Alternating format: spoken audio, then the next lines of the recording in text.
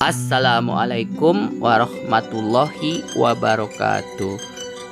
Wilujeng enjing barudak kumaha damang mugia urang aya dina kawilujengan.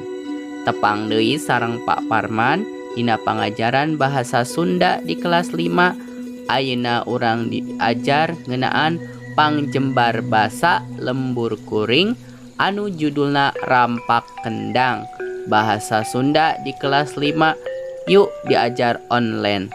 Mangga nu teu acan subscribe heula. Hatur nuhun. Wilujeng nyakseni.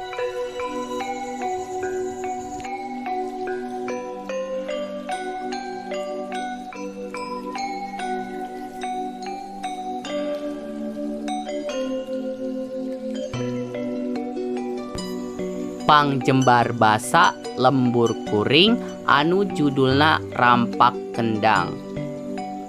Rampak kendang nyaeta kasenian Sunda nu ngagunakeun waditra kendang.